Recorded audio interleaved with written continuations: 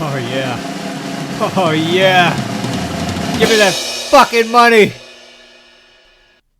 Good morning, everyone. Good afternoon. Good evening. Whatever time it is, wherever you are. This week's episode of Dead Money is brought to you by Bad Beat Stories. If you've heard one, you've heard them all. So you tell them, please shut the fuck up and play the next hand. When I was 18, that's when I first learned what the rules to poker were and everything else, and I fell in love with it instantly. Couldn't stop thinking about wanting to play more, so my friend who had taught me the rules got me the Poker for Dummies book. And wow, it was career-changing indeed. God knows where I'd be without it. Now, the book talked about what a bad beat was and so forth. It was a brief section, and at the end of it, it said, most players have a bad beat story. And I thought, oh, okay, so a bad beat won't necessarily happen to everybody. So there's at least a chance it won't happen to me, but if it does, it's okay because it really shouldn't happen more than once. So that was comforting.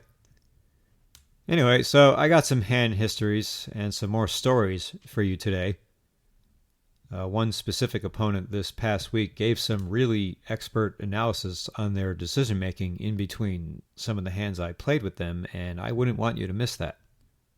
I'm sure glad I didn't, because I was actually thinking about quitting poker altogether just because I feel like I'm falling so far behind on the times that I just can't keep up. And if you're feeling the same way, well, you've come to the right place. So stick around, because once you hear some of these breakdowns, you'll be blown away. Because if you think the game goes deep now, just wait till you hear this. Now, I tried to get this person to come on the show so you could hear the expertise straight from the horse's mouth, but they were booked up already giving other interviews about their play, so I'm just going to have to do my best to regurgitate their proficiency. But we'll get to that in a few minutes. First, I have a story from a few weeks ago. It was a Sunday night at the Wynn. Action was a little slow. I got into a hand with this white guy wearing a really big scarf. He looked about 35, but kind of aged too. Like he's done a lot of drinking in his life. But anyway, I turned top two pair with Queen Jack in a 3-bet pot in which he was the out-of-position 3-better. He bet not particularly big, but I raised pretty big since the board was extremely coordinated. 10-9 made a straight. There were 2 flush draws, which I had no blockers to, so other than the fact there weren't 3 flush draws, my hand was strong but quite vulnerable, so I just wanted to either play for stacks or end the hand, and he ended up folding. Then over the next, I don't know, half hour I'd say, he got into a few other battles with some other players that he ended up folding to. None of these pots were huge, but add them all together, and it had been a fairly rough 30 minutes for this guy. But then he started making these sort of like condescending remarks to the other players who had just beat him. I don't really remember what the comments were since I wasn't paying a close attention. And have you noticed that's something I've said quite a bit when I try to recall these stories? That I either wasn't listening or I wasn't paying close attention. And it's because it's just kind of what you have to do to make it through the day at 2-5. Now, this guy was in seat 2, and I was in seat 6. So he's just going on this little mini shit fit, but then he kind of looked over in my direction and said, and he looked like he was going to have an orgasm in the middle of the hand. That was a new one. I wasn't 100% sure at first if he was talking to me because, like I said, he didn't exactly lock eyes with me when he said that, so I told myself, hold on. Don't start any shit yet, because that might not have been for you. So I just kept looking his way for the next few seconds as he continued on with the commentary. But then I realized, yeah, he definitely meant me when he said that, because he was still kind of looking at me a little bit. So I let him go on, was just waiting for a brief moment of silence, and when I got one, I just kind of quietly said to him, I did almost have an orgasm, but it wasn't because of the hand. It was because of you. He said, what? And this motherfucker heard me, okay? Every word. Because by the way he said what, you could tell he was just caught off guard for a second, because this guy was one of those people who always thinks he's the smartest guy in every social situation he's ever in, and is also easily the snappiest smartass. So when he heard a comeback he didn't know how to respond to, he just acted like he didn't hear it at first so he could buy himself some time. And okay, sure, do your best with that. I'll just play along. So I repeated it. I told him, a little louder. I said it wasn't the hand that almost made me have an orgasm. It was you. And now both of the players in seat 1 and seat 3 were chuckling a little bit. They weren't falling out of the chair, but they were enjoying this since they were the other two guys this orgasmic person was dumping on. And then he said, "What do you mean?" I said, "What do I mean? I just told you that you are the reason I almost had an orgasm. I don't think I can make myself any clearer than that." And he comes back with, still trying to sound sharp and like he's in total control, "Oh, well, there's 4 people here and none of us knew what you meant, so I guess maybe it wasn't so clear. I don't know." I don't know who this sudden 4th person he was referring to was, since the only other people besides himself that were listening to this were the guys in seats 1 and 3. But at this point now I just stopped.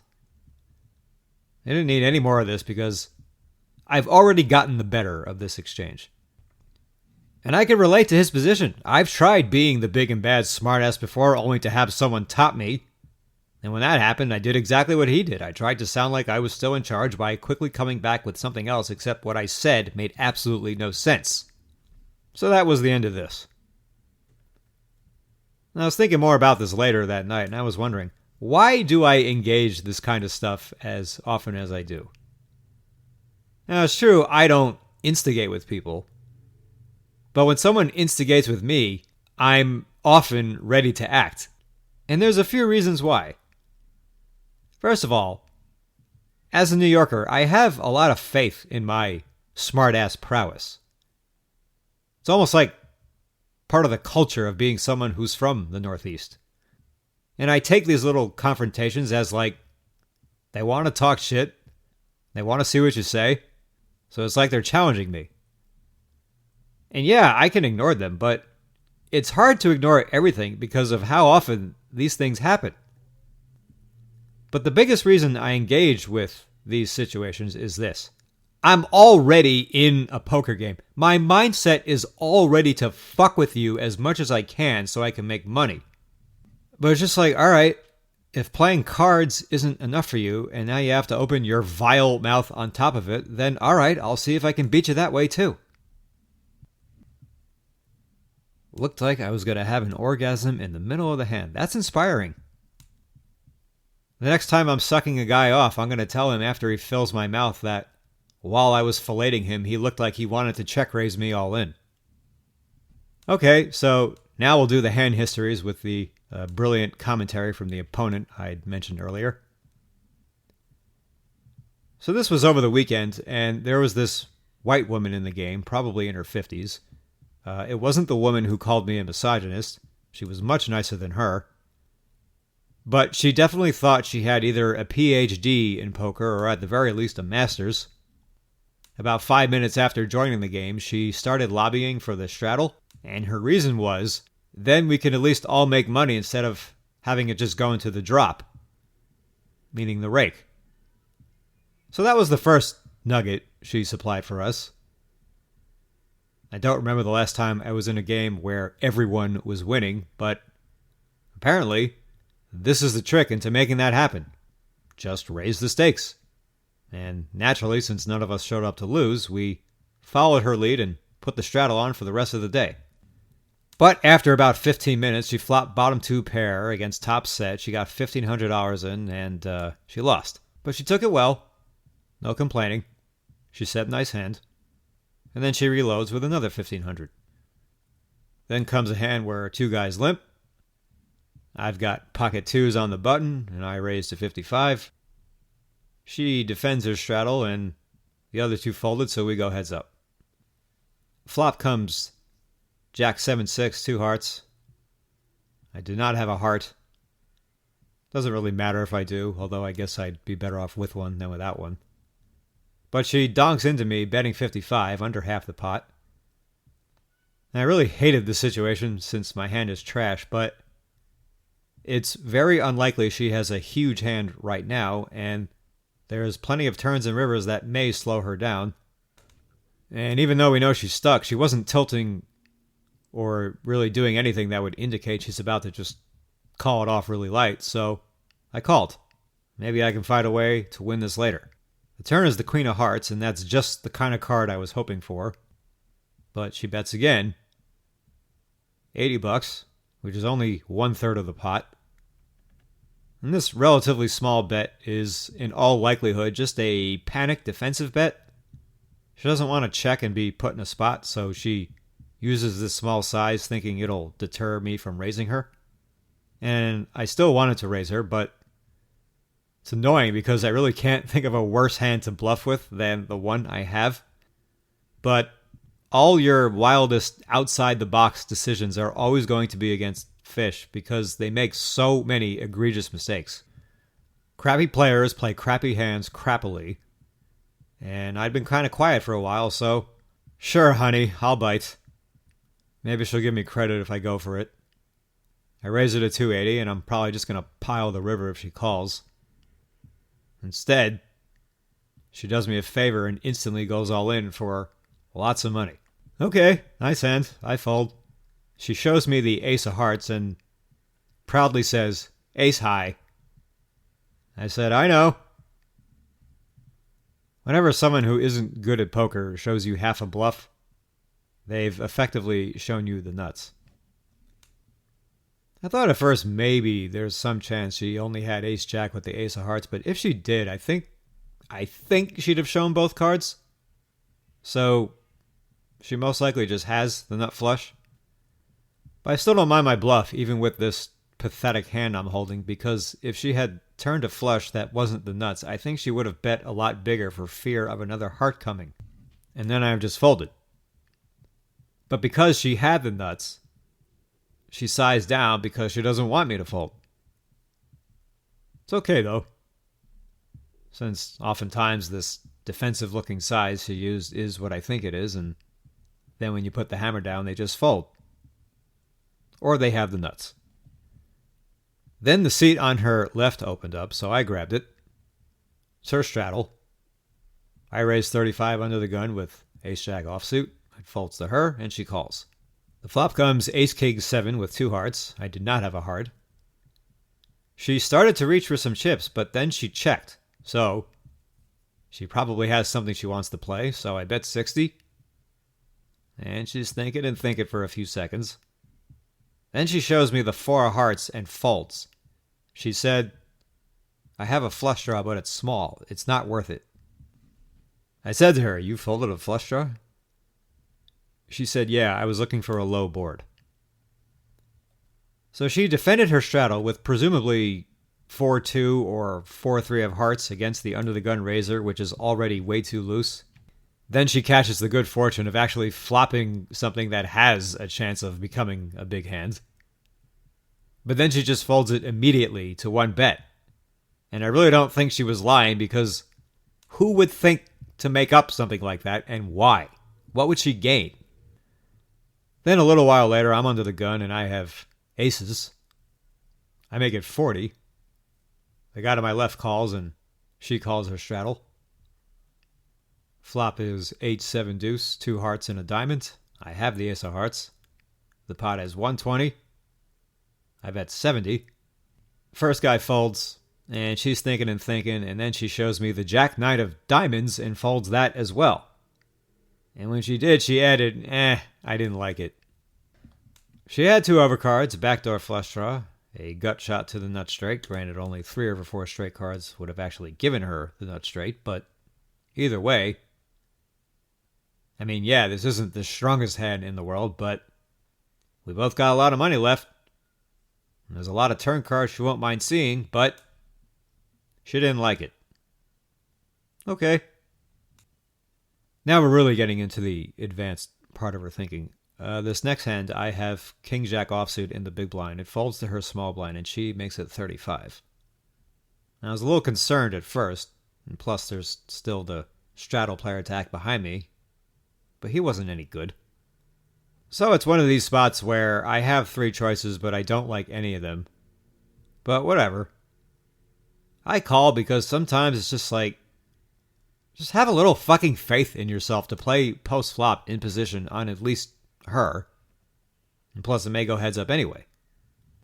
Well, it didn't go heads up. The straddle called, and the flop is Queen 7-4, 2 hearts, and I have the King of Hearts, so alright. Could be worse. She checks, that's good.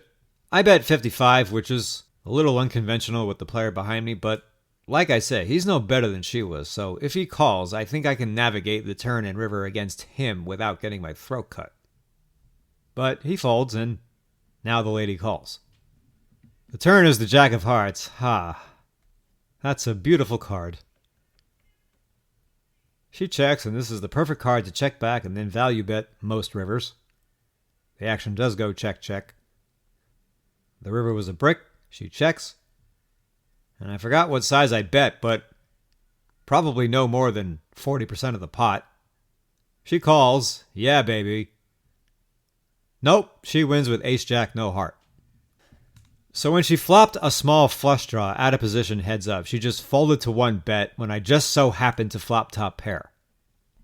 And that's after almost betting into me herself. Then she flops 2 overs with a backdoor flush draw and a gutter ball and folds that to one bet also when I just so happen to have an overpair with aces. But when she's got ace-jack offsuit and can catch very few turn cards she's happy to see, now she calls.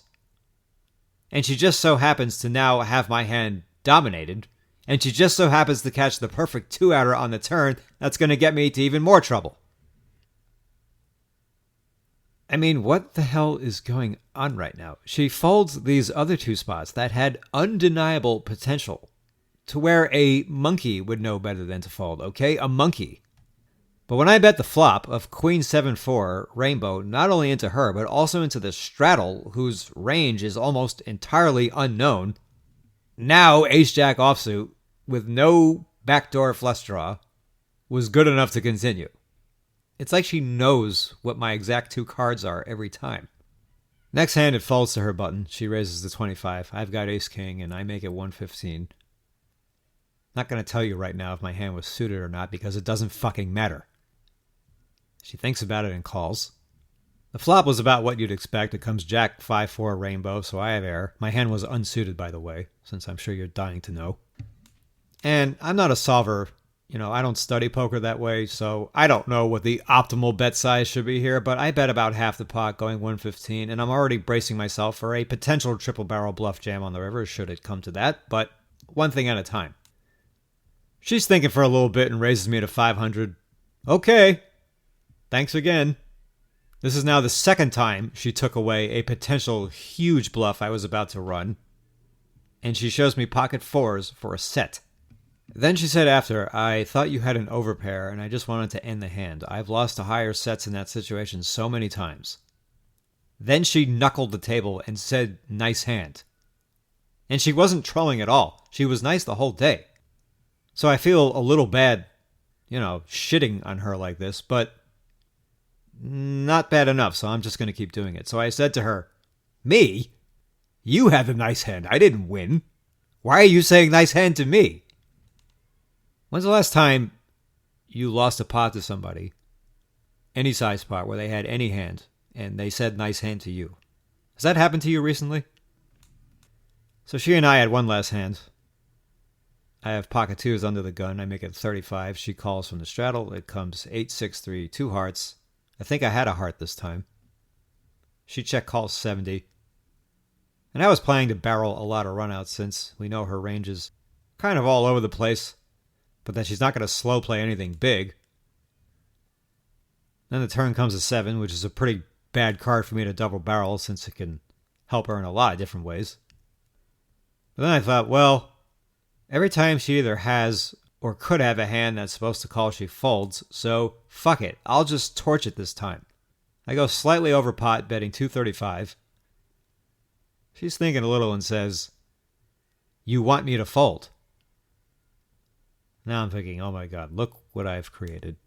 About to get what I deserved. But then she says, "But you could also just be afraid of the flush draw," and then she folds. Hooray. So when I make the worst decision I've made against her all day, that's the hand I win, obviously. Then shortly after that, she left. It's always really funny when recreational players who clearly lose still take some sort of license whenever they try and explain what they were thinking and why, as if they've been doing this their whole life. Because she said all of this with a complete straight face. As if, she's been working really hard on getting better and is just wants to share her wisdom with the table. But that's what makes poker so great. It's the kind of game that everyone who plays, everyone gets to really enjoy at some point. And there's obviously no prerequisites. Anyone can play. And a little bit of run good is enough to make anyone feel like a genius. So we all get to feel like the king in the throne sometimes, whether it's a total delusion or not. But this was no delusion. This woman's scintillating analysis for free provided the whole table with a very educational day of poker. And like myself, I'm sure all of you, after hearing this, feel like you're a much better player now. Like I said at the start, I was thinking of quitting the game, but after getting that kind of coaching for free, I am born again hard. Now, the only issue we both might have is applying the person's advanced savviness at the right times, because it doesn't matter how many concepts you learn. If you don't apply them with the right timing, they're going to hinder you more than they're going to help. So I just hope I run into her again, because I really want her to come on the show so we can pick her brain even more. But until that day comes, do be careful. Good luck. And I'll talk to you again soon with the highlight hands from this past week.